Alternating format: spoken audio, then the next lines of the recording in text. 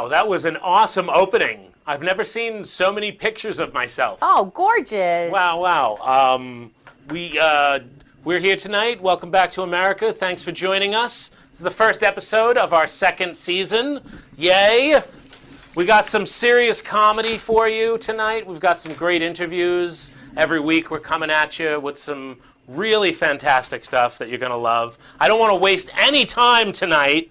I have my stylist and producer here, Millie Michaels. Thank you, DB, but I'm not your stylist. She's my stylist. I'm not. She's my stylist. I'm not.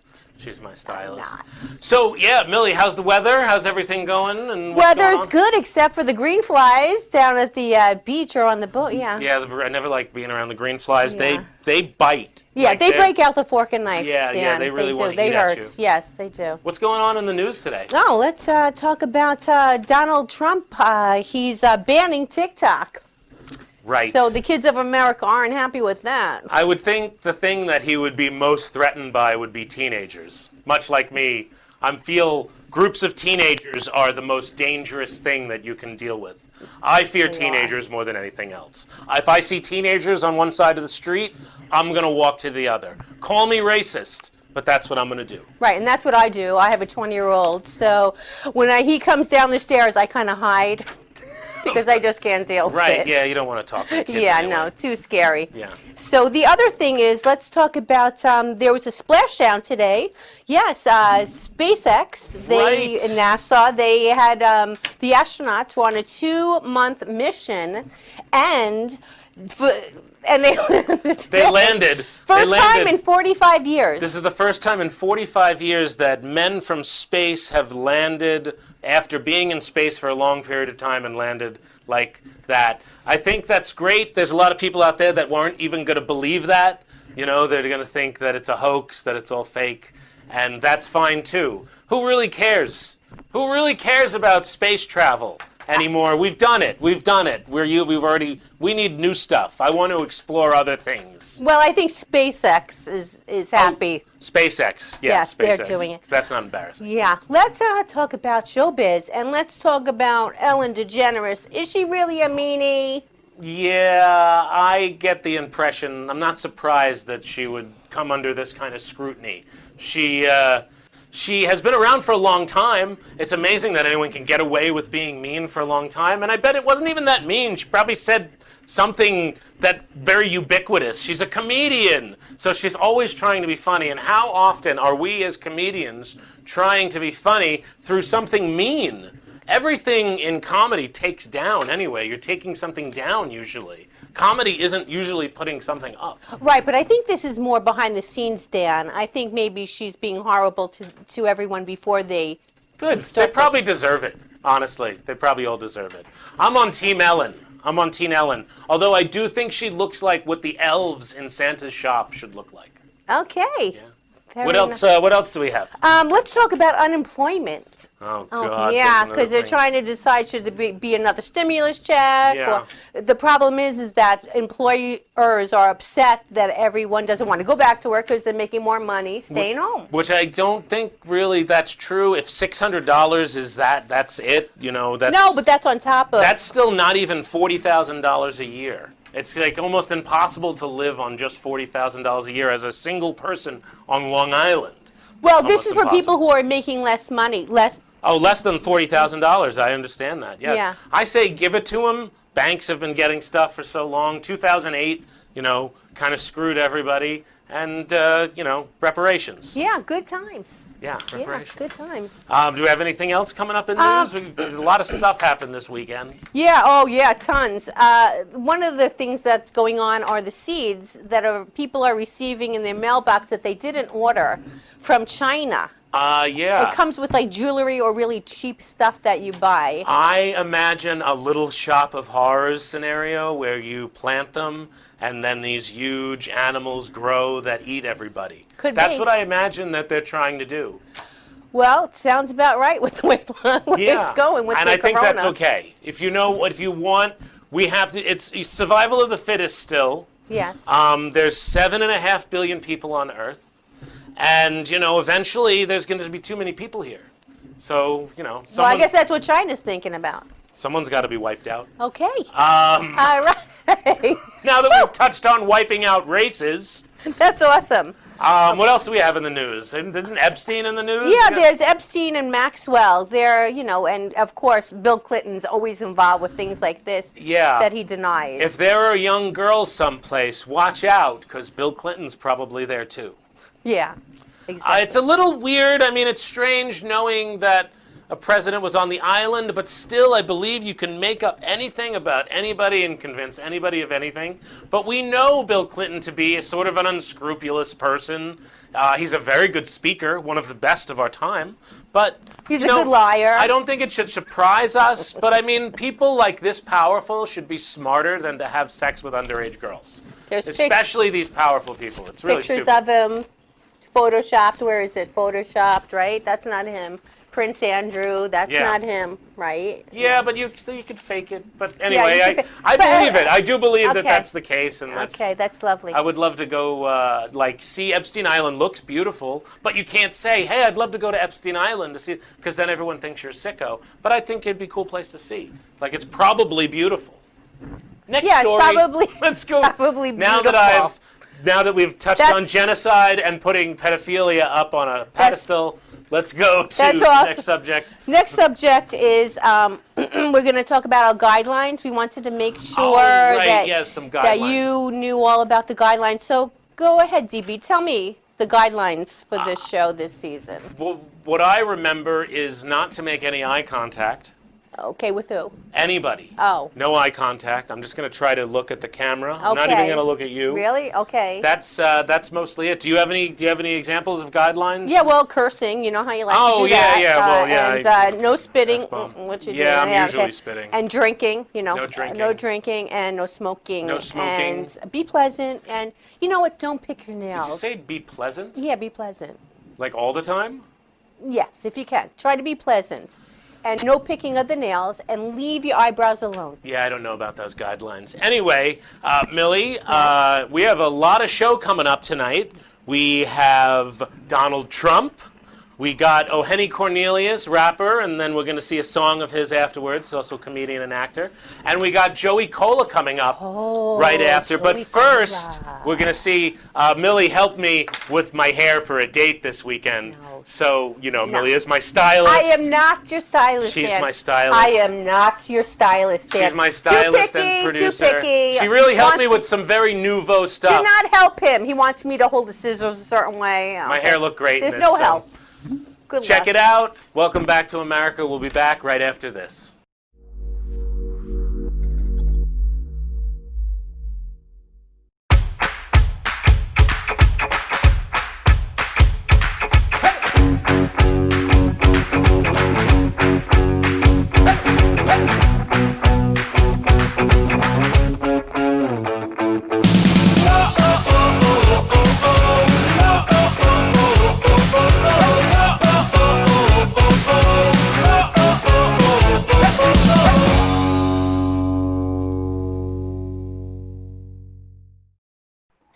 Hi, welcome back to America. I'm DB Frick. As some of you may remember and know, I am have my first date coming up in 4 months, and my friend Millie Michaels here, who's a hairstylist, is going to help me with my hair on my date. And this is really I really appreciate your help, Millie. Thank you for coming in and no problem, today.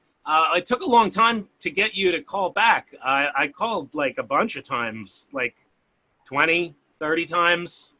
I know that, Dan. You called me a lot, but I've been busy. Quarantining. Why? I'm quarantining. I'm wiping. I'm putting things away. I'm bugging people to wash hands. I'm busy. Okay. But I want to help you.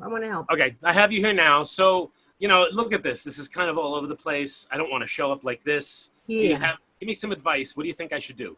Well, okay, Dan. Well, how about, you brushed your hair already. You combed it. You did that. Okay. Let's start out with getting the hair out of your face. Do you have a clip? Yes, I do have a clip. Okay. I kind of see you like this, like something up in here. Let me Okay. see your clip. Okay, yeah. Hey. Right there. Very nice.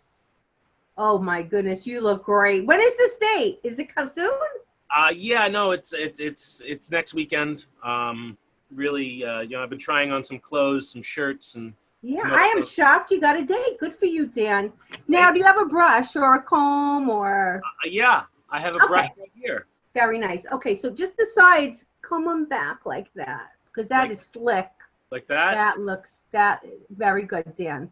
It's sort of stuck now. Okay, but just be careful. You got. Yeah. Okay, Dan. Oh, you are good at this. Now I see why you called me.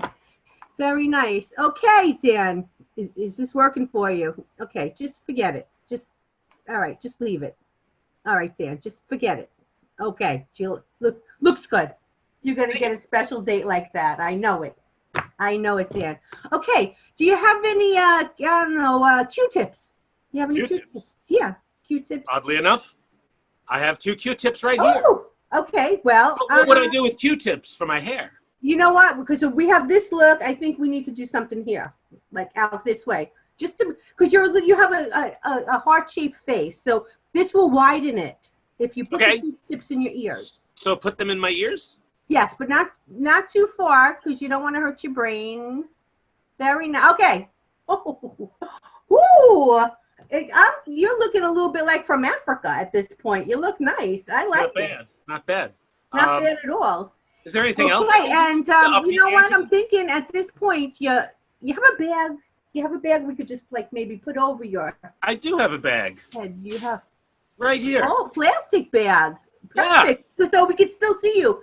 It'll be very nice. You'll be like a wrapped gift in cellophane. So you look nice. What do you want me to do with the bag? I got the bag. I would like you to put over your head because I would like to, so nothing's going to move and get, okay. Let me see what you're doing there. Get creative. Yeah. Oh, that looks pretty, Dan. I like it. I like it. What? Oh, don't give up. Oh, stop. Look, you look like an Easter basket. Oh, everybody loves an Easter basket. That looks so nice. I love it. I really appreciate your help today, Millie. I'm definitely going to use this look, and we'll be right back with more of Welcome Back to America right after this. You look so good. Oh, Dan, you look wonderful.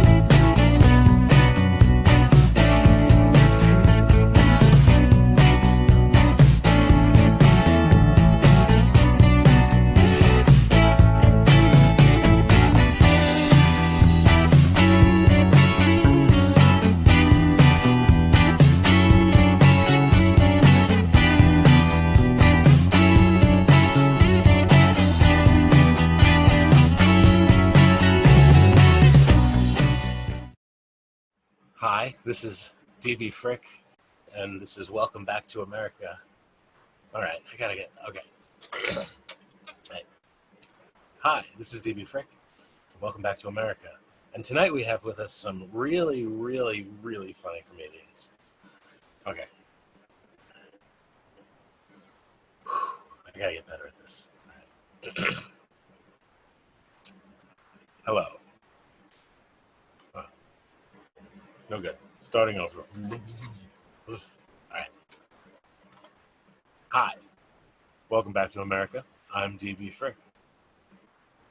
And there are probably others too. Hi, welcome. Looks like someone who's coming into the room. Dom? Who? Hey, Hello, I'm here for the national security briefing. I'd like to get briefed. Mr. President? Yes, I'm here for the national security briefing. I'd like my briefing, please. No, Mr. President. No. This is DB Frick. You actually called into my show last year to congratulate me on the show. I can't believe you're calling again. No, this isn't the National Security Council. You pressed the wrong numbers, I think, on the Zoom.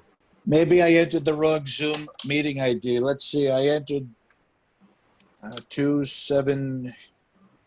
This isn't National Security. Oh, you're DB Frick. It's like one digit off from the National Security people. Yeah, I guess it's a different number. But Mr. It's kind of amazing to have you here on the show again. How are you doing? That's a coincidence. What a coincidence! So you think that's a coincidence? I think that's an amazing coincidence. Great. This is also the number to my pizza. I'd like to order some pizza. Can you order the pizza? Is this the pizza? No. This, Mr. President, this is a TV show. There's a great pizza place on 17th Street, about 6 blocks from the White House. The pizza's fantastic. They do things with pizza that nobody's ever seen. And I think that this is that. I thought this was the pizza. I'd like to order some pizza. I'd love it. I love the pizza. Are you trying to get me to bring you pizza to the White House? I would like to. Well, you bring it to the Northwest Gate, and that's where they bring in the pizza. No, Mr. Trump, Mr. President, because it's right down the street from the pizza place. You can't. You walk south. You walk right into the Northwest Gate. It's right there.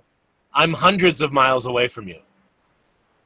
Perhaps 1,000. No, it's 6 blocks. I said 6 blocks. No, I'm farther. I'm further than that. I'm a lot further. Further than 6 blocks. I'm not the pizza guy. I'm not the pizza guy. I have a TV show. It's called Welcome Back to America. It's the original Ray's Pizza. He's the original. All the other Rays are fake. This guy is the original Ray's. There's thousands of those. Everybody. But this guy is the original Ray's Pizza. It says it right on the window. Mr. President, I don't mean to be rude, but I'm not going to order a pizza for you. And this isn't the National Security Council.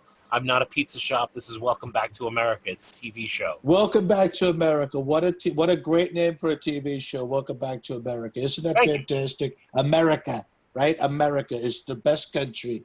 The best. I mean, they elected me. They're terrific people. We love America. We love America. And Neil Diamond. Coming to America. What a fantastic song, Coming to America.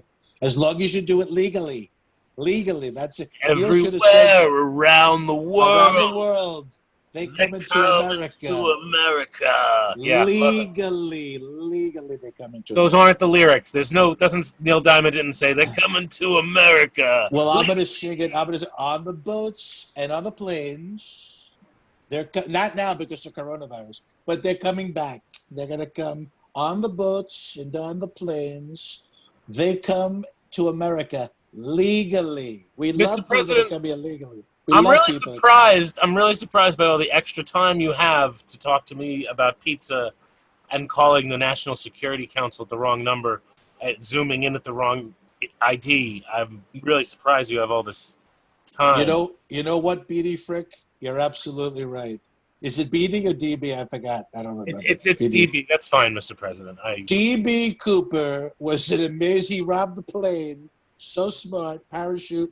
Hundreds of square miles to search. He got away with all the money. $250,000 cash. How much was it? It was a couple of $100,000 cash. Yeah. And think about how brilliant. He went out the back of a 727 with the staircase in the back. He wasn't hit by the wing because he fell behind the plane. And they had no idea that hundreds of square can't follow the plane. It's not like the police can follow a 727. You know a lot about DB Cooper. A lot about DB Cooper. Some people think I'm DB Cooper. That's how I got rich. I took the money I invested in real estate. But I'm not going to say. I don't know. Interesting conspiracy theory. I never heard that. Isn't that fantastic? I've got people guessing. Anyway, so what did you? Independence Day. What did you do? I saw you at Mount Rushmore. That was great. It was really. Wasn't that fantastic? And I've got a big speech coming up Independence Day for next year. I've got to work on. And I can't. Who has my speech? Does DB have my speech, or is that someplace else? No, that's me. I'm DB. You're DB. Let me look it up on my computer. Because I don't know where these people went. They're probably off for the holiday. All my secretaries and executive assistants. Okay. I found my speech. Would you like to hear my speech, DB? Yeah, please. Mr. Brad first. I Googled it. It said Independence Day movie, President's Speech, but that's got to be mine. Why'd they put movie on there? I don't know. All right, so this is the speech. You ready for the speech? Go for it. All right. Good morning. In less than an hour, aircraft from here will join others from around the world. and you'll be launching the largest aerial battle in the history of mankind. That's pretty big, right? That's a big battle. I think that's going to be huge. Largest aerial battle ever, yeah. Very bigly. But mankind should have a new meaning for all of us. That word should be big. That's a new meaning. We can't be consumed by petty differences, right? We can't be. I can't be worrying about Hillary Clinton, all right? I have to hug Hillary because we can't be consumed by petty differences. That's in your speech? That's in your independence? It says it. I added that part about Hillary. I think that's fantastic. And I have to be nice to Sleepy Joe Biden, right? Because he's old, but he's mankind. He's only like 18 months older than you. I know, but everybody thinks he's much older, so shh. Well, you have very good skin. Very good skin. I tit. But this is the best part of the speech, I think. It's that perhaps it's fate that today's the 4th of July and you'll be fighting for our freedom, not from tyranny, oppression, or persecution. Those are all horrible things. But from my annihilation, that's worse. That's a lot. Annihilation's horrible. That's worse. That's the end. Yes. The end. We're fighting for our right to live, to exist, to watch television. And should we win the day, the 4th of July will no longer be known as an American holiday. What? I never said that. Why? I shouldn't say that. That's not true. No. It'll always be an American holiday. I mean, the British, you think the British are going to like 4th of July? I don't think so. The French aren't going to have that holiday for us. They're not going to have that. The French and the British hate it. They don't like it at all. They hate it. The Chinese? We're not even going to talk about that. China, they're not going to like China. No way. China. But as the day when the world declared, not the world, we won. We're going to win. We're going to win the fight. And we're going to celebrate our Independence Day. And we're going to do it unilaterally. Well, with NATO. But unilaterally with NATO. Isn't that fantastic? I thought wow, that was fantastic. That's an impressive, Mr. President. That I'm excited that you decided to give that speech here. But the end, it's supposed to say, when I say today we celebrate our Independence Day, it's supposed to be uplifting music. I'll do it. All right, let me do it again. Take 2. Okay, right, okay. It's a TV show. We can do a second take. Today we celebrate our Independence Day. Isn't that fantastic? Much better with the music, I think. Yeah, it's much better. You definitely need to do the speech with the music. Definitely. I think so, because it's uplifting. Like everybody at the end, the guy salutes at the end. It's fantastic. You should do the music yourself, definitely. Well, ideally we'll have a band, but if they can't, they might be dead. I mean, the aliens attacked. So I'll do. That's a backup. We'll just use that as a backup. Mr. President, I mean, I'm so excited that you accidentally came here today to have this great conversation. It's like BD, I swear it's like a digit off. Yeah. One digit. One letter off. So yeah, Mr. President, thank you very much. I'm sure you have something more important to do than talk to me right now. Probably. I think something came up at work, something about a virus. We have to talk about the virus. Dr. Fauci. You just like saying that name. Fauci. I love Fauci. I like saying Wuhan. Dr. Fauci. Thank you, Mr. President. Have a good night. You too, BD. This is DB Frick. This is Welcome Back to America. We'll be right back after this. Can't believe the president called. It's crazy.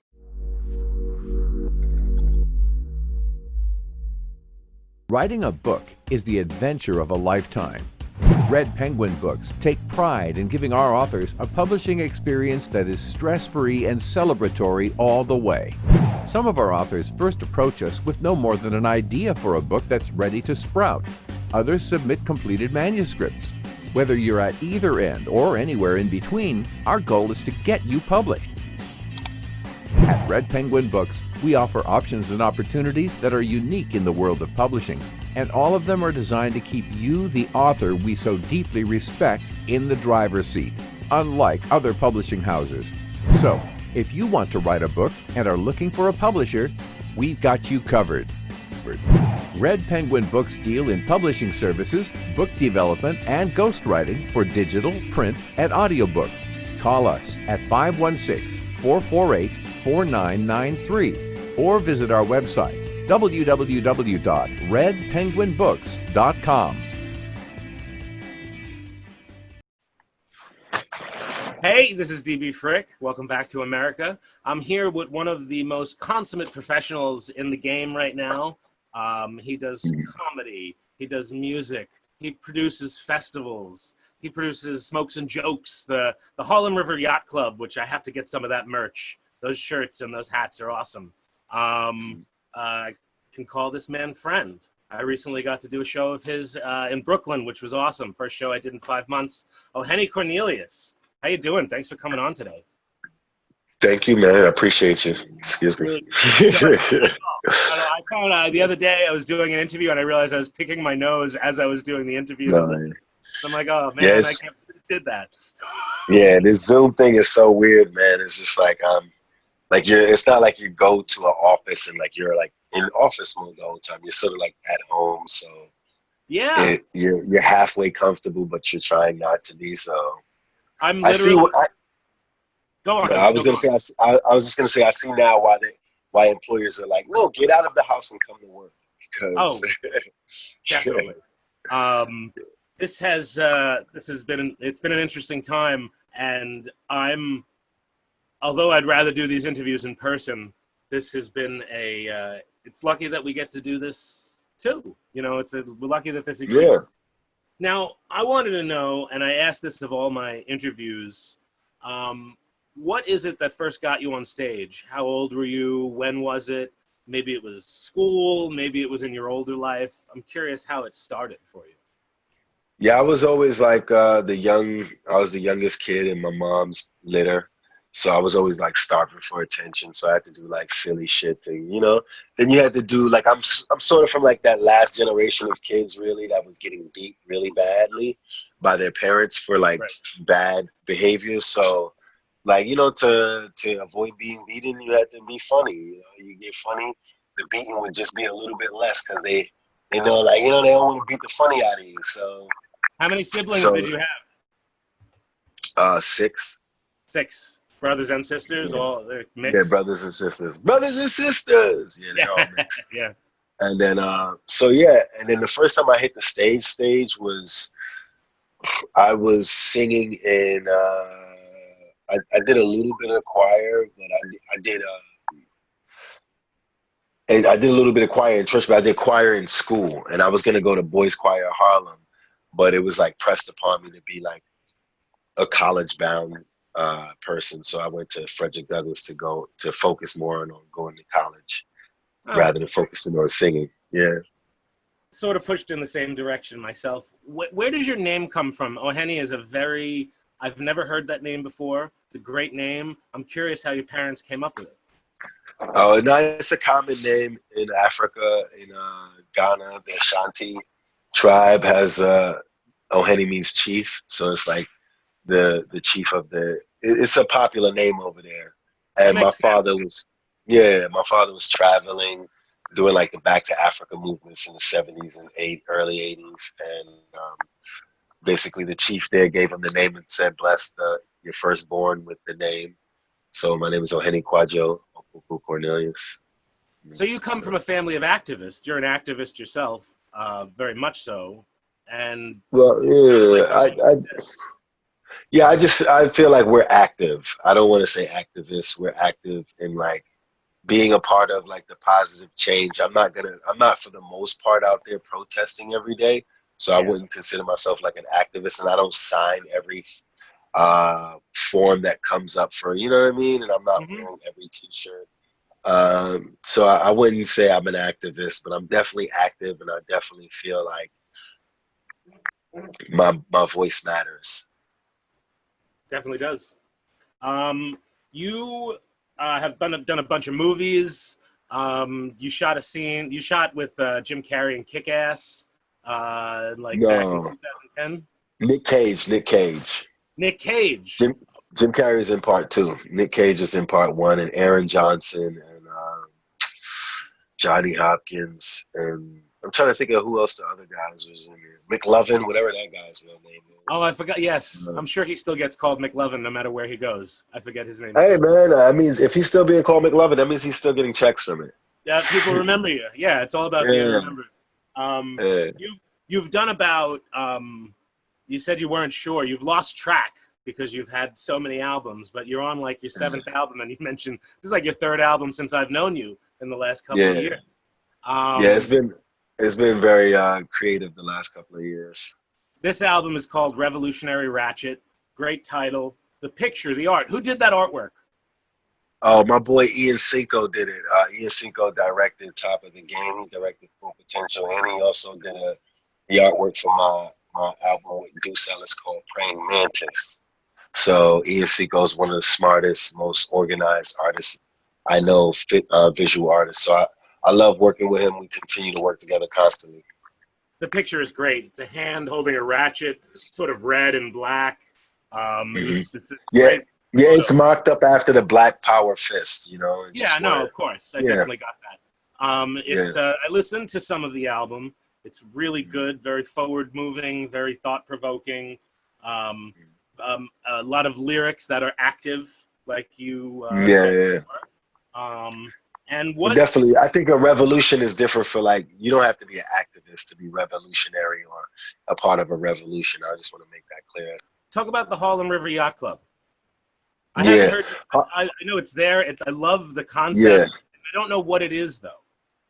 Harlem River Yacht Club is my play on assimilation. It's my like nudge, nudge, wink, wink on assimilation, because it's like there is no yacht. There's no like you could build a yacht club in Harlem, but then where the fuck would the passing boats go by? So like it would like be an obstruction to Harlem. Interesting. But the idea is that I do want to. I'm like, I should have enough money to be that obstruction, and people have to go like, cause I grew up there. I'm a mayor here. I'm a king here. I feel a certain way that New York hasn't given to the New Yorkers what they need to survive in terms of their reparations, in terms of their quality of life. The name came about. Truthfully, the name came about. It was me and 3 other dudes were creating a rap group. And we all like created different words together, and at the end of the day, we were like, yeah. And I think at the end of the day, it was like Harlem River Yacht Club, and then they didn't want to work together anymore. And I was like, y'all, let's work together. This is good. They was like, nah. I was like, can I keep the name? They were like, yeah. I was like, all right. So I started using it just strictly for my rap shit, and then I was like, okay, this is not enough. So I LLC'd it. And then I was like, all right, I LLC'd it, and I'm making rap music, and I'm making clothes for it now. I start to make hats, because I used to design hats for people individually, like with spray paint and shit. So I'm making hats for it. And then I'm like, okay, what's the next level of this? And that's when I went out to the golf clubs, and I went out in a couple of boats, and I was just like, I need to empower young Black kids. There's no way that they can have a leg up on society if all the business decisions are happening when their kids are ready. These people out there, their kids are going to school together. They grow up. They don't have space for young Black and brown kids who grow up in the city. So we need our own yacht club. We need our own tennis courts. Trump has a golf course that's built on racism. So why can't Cornelius have a golf? Yeah. Why can't Cornelius have a Black golf course that's built on liberal politics and actually understanding each other as whether you're a Democrat, Republican, but being like a free human being, but trying to empower people. And when you start to interrupt my Blackness, then your racism is problematic to me. You can be racist in your house all you want to, but when you come outside, if you don't respect me, you don't respect what's going on. You're trying to poison my people with thoughts of drugs, with thoughts of insanity, isolation, constantly through music. So like that's what the Harlem River Yacht Club is. I want to bring together different people like that, and I felt like I had to be the leader of it, because when I asked other people to join in, they were like, well, I'm like, yo, come help me build this. And no one's like, yeah. So, and I'm like, all right, I built this. Now do you want to join? and one person stepped up, and two people stepped up, and now I got people who are like, "Yo, what is this that you're doing?" And I'm just like, I want to empower people, and also wink, wink, nudge, nudge the establishment. Yeah, sure. I love it. Ohene, you're an incredibly intelligent man. I love the opportunity to speak with you. Whenever we're together, I really am captivated. I mean that. That sounds, but I truly am. So I'm glad that sounds, you can't say that no more in 2020. Sounds a little gay. You can't say it in 2020, because if it is gay, so what, man? Right, no, I can love me, brother. You can love me. I meet so many people who think I'm gay. My father thought I was gay. I could care less. Yeah. But we're gonna show your video now, Deserving, and just give it a little intro. Yeah, I just want to tell the people that this is just a promo for the album. We just wanted to throw something together so that you can see and get a visual and listen to the music. We're gonna have official videos for Moxie and Crashing Down coming. We're shooting the video on August 7th, where everyone bring your TVs, bring your TV to City Hall so we can show them that the revolution will not be televised. And so we're going to bring your old TVs and crush those old TVs. It's like a moving piece of artwork. You're doing a piece of art. Yeah. Get rid of your TVs with me. So, but yeah, this right here is just my boy Chris Carr shot it, and my boy Darren's Way edited, and we just cut in an edited model of a black. I was like, yo, give me a beautiful black woman that's not conventionally, like, that's not exploited in their beauty. Like, I think black women have been exploited in their beauty in terms of, no doubt, if they look like the statuesque black woman, or if they have European qualities. But the idea of like the black woman who's just like, she's just beautiful because she is, and she's representing herself, I don't think gets as many big ups. So we found her from the footage that he had, and he just put it together and made it something that just you can look at, listen to, and just enjoy yourself. It's a great song, and you bust out some great moves in it. So Ohene, thanks for coming today. Welcome back to America right after this.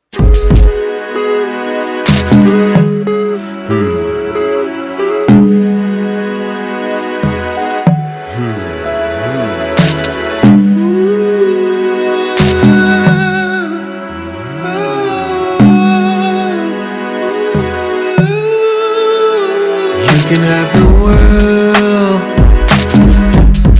but you can't have my girl.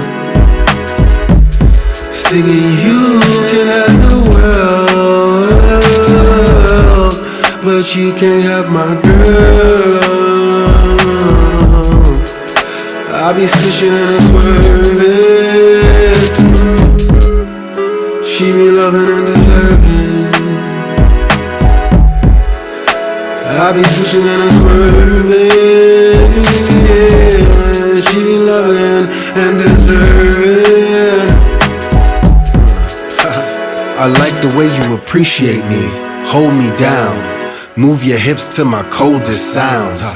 Kitty fat but no meow. I love the way we hang, get to know me now. I wasn't born rich, money, but I'ma die rich. Ain't life funny? Buzz with my bee, yo, she sweet like honey. Paint the town red, pumping new Bad Bunny. What do you want? I can be honest if you want it blunt. We match, baby, if you want to stunt. Let's start a family with a couple of runs.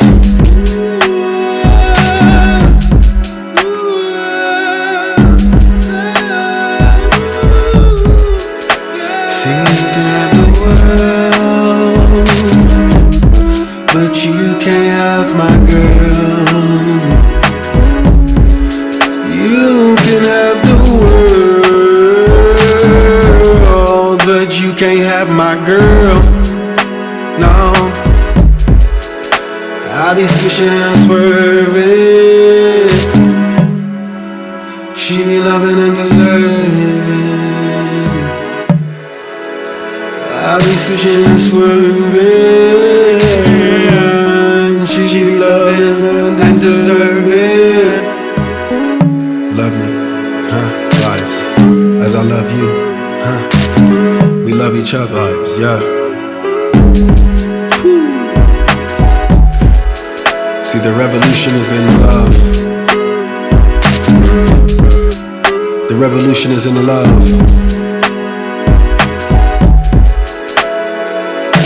Guilty. Everybody saw that videotape. Are you going to tell me that the members of that jury don't have VCRs? This is America, the land of justice for all. Yeah, right. Don't you remember how nice those lovely salespeople were to us today? And we were in the finest of shops once. So wait a minute, those salespeople were on the jury? Totally missed the point. Oh, well, you know, I'm lost. Help me. What is your point? Progress. This is not 1965 in Selma, Alabama, okay? Times have changed, and so should this station. Wait, hold. So you telling me that just because your money is now good at Gucci, that the struggle is over? Over?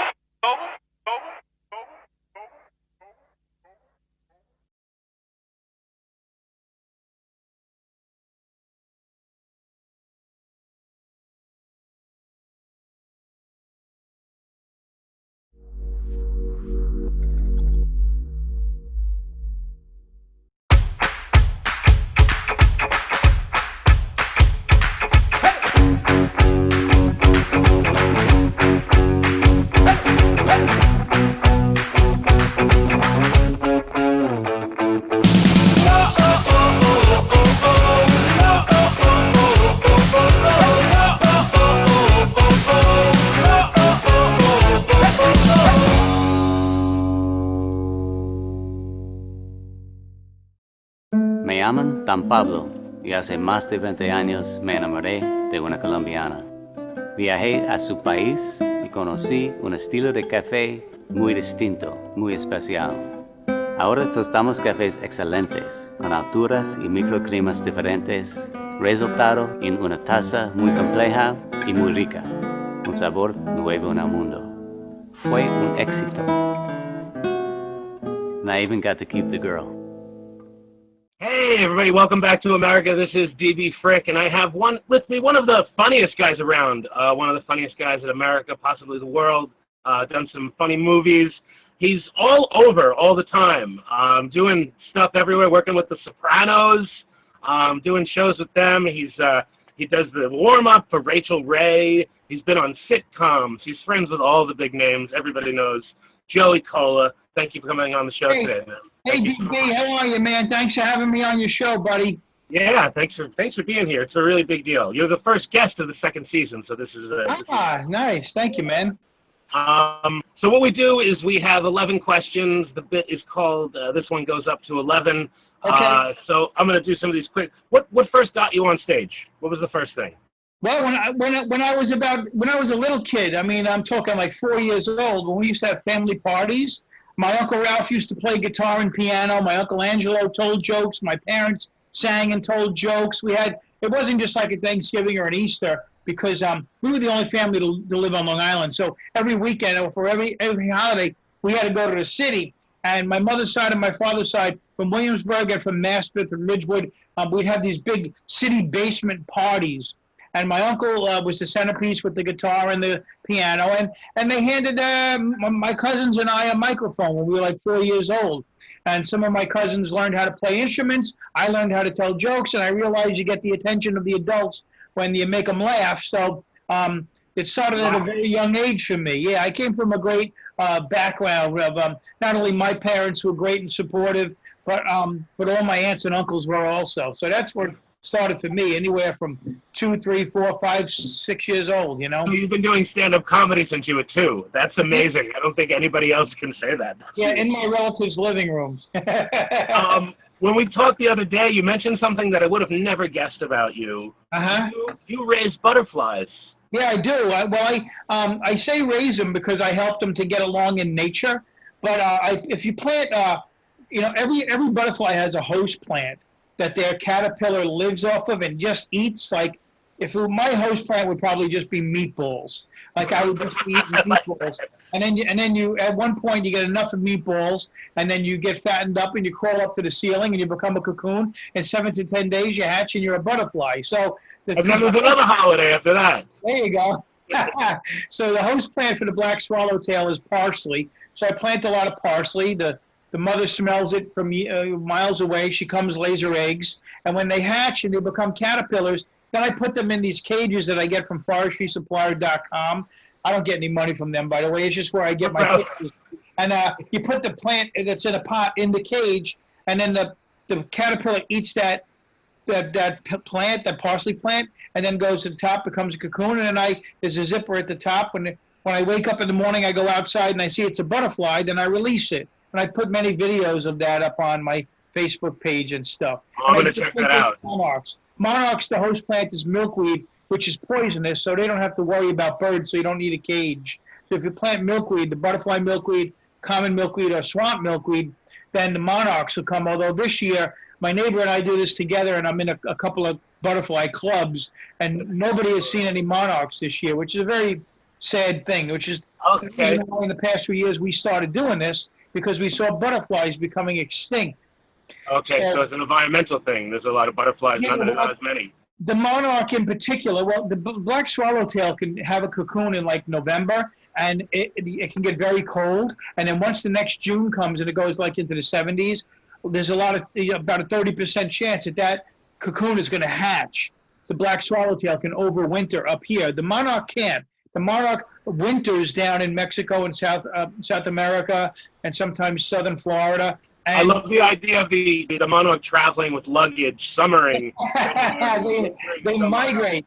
Yeah. They get on planes that aren't even crowded anymore. So, but there's only like in Mexico there's like a 4 square mile of these trees that all these monarchs go to, and if you Google it, you can see billions of monarchs on these trees in Mexico and South America. And then what they do is they migrate up. So once it becomes spring, they'll start to fly and they'll get to, say, Florida or Texas, right? That mother will lay her eggs on milkweed, and then that mother will die, and then the babies will hatch, eat the milkweed, become a cocoon, become a butterfly, and then go up, say, to Ohio. And then that one will die, and then it'll go up to Canada, and all the generations will go up and back. And the problem, they really get around. That's actually kind of fascinating that one family would get around like that. Yeah, not only that, but it's a generational thing. Like 3 different generations of that monarch will go all the way to Canada and come all the way back in the summer, and then wind up back in Mexico. The only problem is they're logging those trees in Mexico, and these advocates that were trying to keep those trees up for the monarchs, well, they just got their heads blown off. So, yeah, they got killed. So, well, I'm going to switch gears on death then. When was the last time you were on stage, and where were you? I was on stage almost a week ago, that Thursday, that Governor's has a right. Jimmy built an outdoor stage. I didn't even know this part of the building. I've been going there for 40 years, and I have never seen that there's like a driveway to the I guess it would be the west side of the building, and they were able to make an outdoor club. I saw some pictures. That's kind of amazing. I'm so glad they were able to do that. Yeah, it was amazing, and the Governor's guys used me. They're like superstitious. I've opened up every stage for them, and that was the 5th stage. And they're superstitious about having me be the first one on stage. So I opened this one up too. And bring a positive vibe to everything, Joey. That's great. They wanted me to do like 10 or 15 minutes. I wound up doing 20, and it was great to see the audience laugh and to hear them. I mean, the cardinal rule is never do comedy outside, never do comedy in the daytime, right. Which I hate. It's got to be at night inside. But this worked. He covered it with tents, and we were able to hear the laughter. Not like inside a club, but rules are meant to be broken. Rules are meant to be broken. Exactly. So I did it outside, and it worked out, and I went home. Who is someone that makes you laugh? That's someone that you get excited to hear funny from? Greg Rogel. Greg Rogel. I like Gaffigan. I just watched Seinfeld's new special, but I can drop names, but it's local guys. Tim Gage. I like watching you. I like watching. People that make me laugh are local people and not people that are in the mainstream per se. Daryl Hammond, who was on SNL for many, many years. I helped him come up from Florida. Him and Billy Gardell were living in Florida, and I was doing a club down there called Bonkers, and they were just local comedians, and I helped them get work up here, and they they wound up getting careers and stuff, you know. Yeah, no, Daryl Hammond's recent documentary was especially good. It was insane. It was insane, and he's so talented. He's got a lot of demons, and we were friends. We're still friends, you know, but we were friends way back in the day. And Billy Gardell, I talk to once every couple of weeks, you know. But Daryl Hammond, bar none, to me, is one of the funniest comedians working. Now, you don't really see his stand-up too much, but he opened up for me on the road a lot in Milwaukee and Cleveland and a few other places. And it was hard for me to follow because I was laughing so hard at this guy. But it's you know, it's people that you don't really see in the forefront. You know, chances are if you see their video and stuff, all right, they're famous, but there's so much. I mean, you know as well as I do, there's so much funny.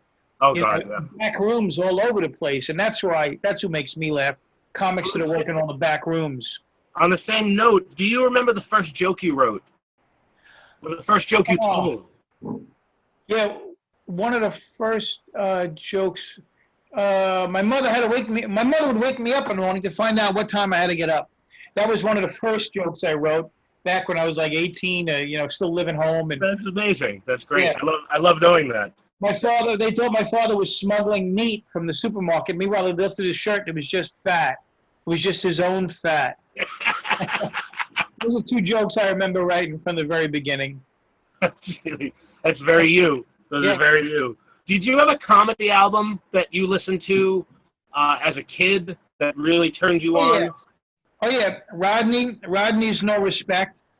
I used to listen to Richard Pryor.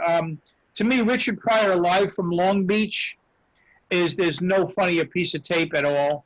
Great. And of course, I listened to Carlin, but I used to watch. I'm also influenced heavily by people like Lou Costello, Jack Lemmon, Vincent Gardenia. I'm a big fan of the old guys too. Yeah, I actually just started doing some Florida radio with Ed Till, and we're doing a weekly segment on Jackie Gleason. Oh, another genius. Yeah, one of my favorites. Yeah. So, what shows did you watch as a kid? Growing up, was there TV in your life? I mean, most comedians had TV in their life. Well, my biggest influence, besides my family and those family parties I talked about, my biggest influence as a comedian is Bugs Bunny. Mel Blanc was a genius. If I get a tattoo, which I'd like to when I'm off these blood thinners, so is a Bugs Bunny. But Bugs Bunny, F Troop, you know, sitcoms, Hogan's Heroes, where the real characters were. You know, Schultz going, "I know nothing." You know. Some of those are my favorites too. Now this is kind of a silly question. If you were on the run with a lot of cash and you had to hide it somewhere, where would you hide it? In my asshole. Oh, wow. Okay, that's great. I'm going to write that one down. I'm feeling that. Is that okay to say that? I mean, where else am I going to put it? Where else am I going to put it? I can't eat it. I mean, do I have clothes on? If I got a pocket, I guess. But, I mean, from all these variables, right. I'm trying to... But the thing is to roll it up and get it up, because you can't just grab it and stuff it up. It's not going to go up right. And we're going to wrap things up here. I really appreciate your time coming on today. It's a really big deal to me, Joey. Anytime, man. I look forward to seeing you live soon. Thank you. See you again. My last question is, if you could have one superpower, what would it be? I guess would be to fly. Okay. I guess it would be to fly. You know, I'd like to fly over things, but now you can do it with drones. So the popular one. I'd like to have a superpower, but I don't really think I need one. I'm where I want to be, man. I'm literally, couldn't have asked for a better life. I can't ask for more. Comedy is your superpower. Yeah, well, it would be to be able to heal other people that are hurt, that are sick and hurting.